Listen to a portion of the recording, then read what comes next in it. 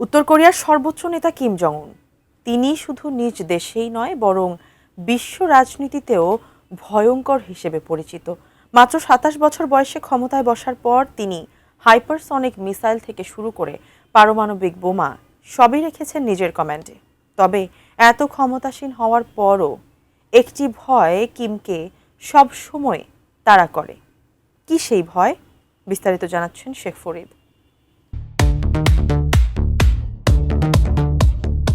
উত্তর কোরিয়ায় মৃত্যুদণ্ড কার্যকর করার বিষয়টি নতুন কিছু নয়। দেশটির জনগণের মনে ভয় জিইয়ে রাখতে দীর্ঘ সময় ধরে একে অন্যতম প্রধান হাতিয়ার হিসেবে ব্যবহার করে আসছে শাসক গোষ্ঠী। সম্প্রতি এই দেশটিতে মৃত্যুদণ্ড দেওয়ার ক্ষেত্রে এক বড় ধরনের পরিবর্তন লক্ষ্য করা যাচ্ছে।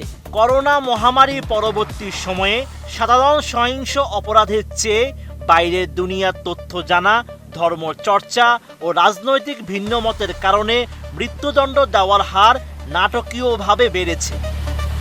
উন্নত মানের কাঁচামাল আরআইএল অ্যাঙ্গেল এন্ড চ্যানেল। এখন কাঠের দিন শেষ, আরআইএল এর বাংলাদেশ।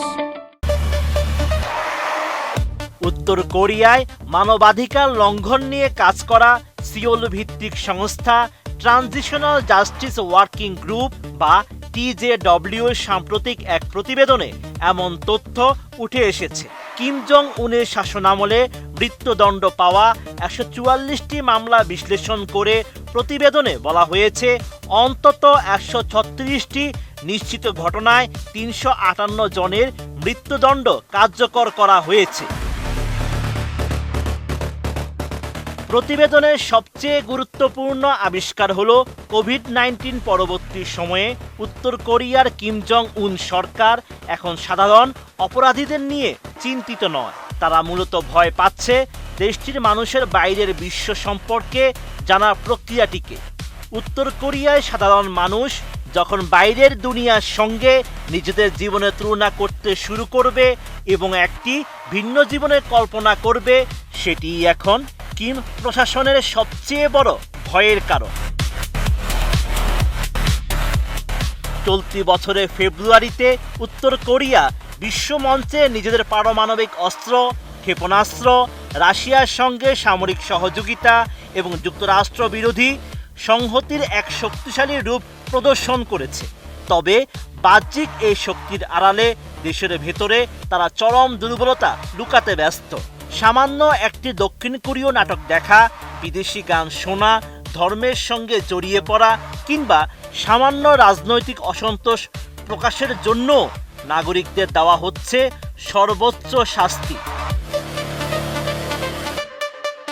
প্রতিবেদন অনুযায়ী বাইরের সংস্কৃতি, তথ্য ও ধর্মচর্চার কারণে মৃত্যুদণ্ড দেওয়ার ঘটনা আগে ছিল মাত্র 4টি, পরে তা বেড়ে দাঁড়িয়েছে 14টিতে।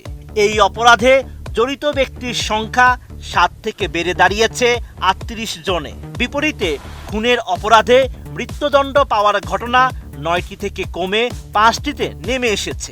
এর অর্থ হলো উত্তর কোরিয়া কর্তৃপক্ষ এখন দক্ষিণ কোরিয়ার নাটক বা বিদেশি সঙ্গীতকে কেবল নিষিদ্ধ কন্টেন্ট হিসেবেই দেখছে না, বরং একে তাদের রাজনৈতিক ব্যবস্থার স্থায়িত্বের জন্য এক বড় হুমকি মনে করছে।